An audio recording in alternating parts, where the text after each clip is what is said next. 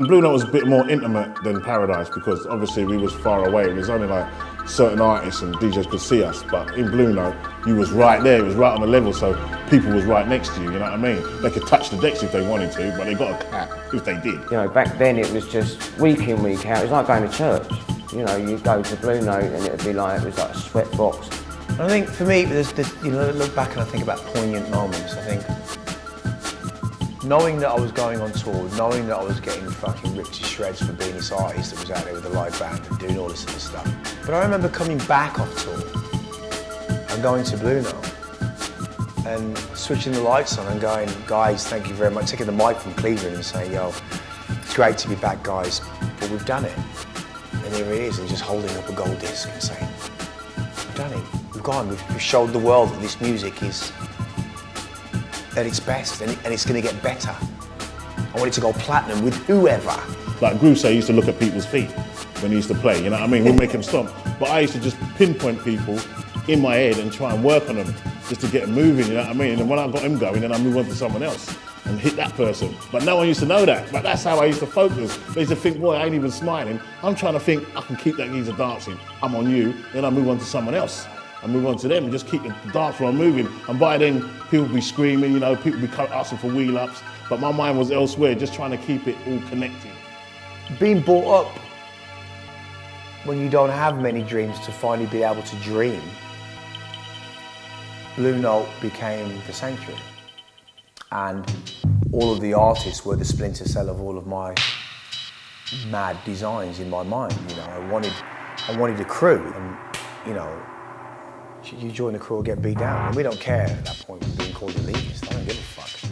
This is about the sound of the music talking, because the language is universal. It was like all of us had our own skills, but all of us had our own little imprints on sound, you know what I mean? On certain tunes, and certain artists would do certain people tunes. Groove would get certain tunes that I most probably wouldn't get like 3 weeks later, or I would get tunes from Andy or wherever that certain people wouldn't get, and like obviously you'd get tunes from artists that you wouldn't get until we heard you play it, innit? We started off with a Roland S750, an Akai S01, an S950, and I remember ramming it up to the max, and we were like, oh yeah, we've got 30 seconds of sampling time, you know, brilliant.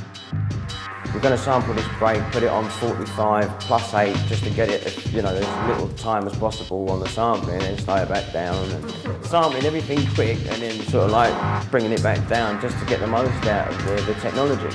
Art. Being a producer is one thing, being an artist is another.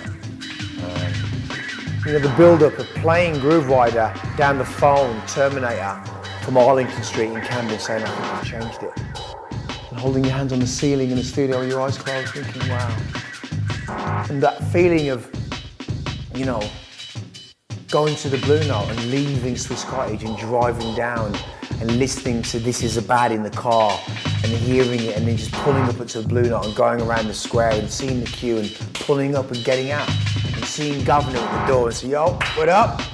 You know, a guy who did 2 tours with us, you know, we went on tour with Governor when he came out there. You know, the first day on tour in San Diego, he got ran over by the manager on a jet ski and was in fucking critical for 2 weeks. We had Blue Note removed, the ethos continued. You can't kill culture.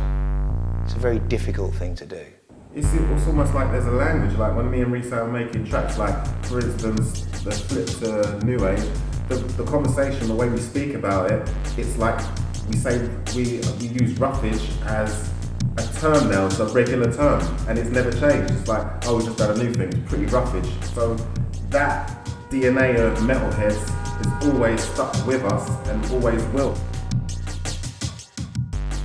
When you've got something like Metalheadz that's like so future thinking and not closed-minded when it comes to music, it's only going to be able to live on and keep living on so long as that mind stays open, and that was always the ethos with Metalheadz, so it will always be something that's going to continue.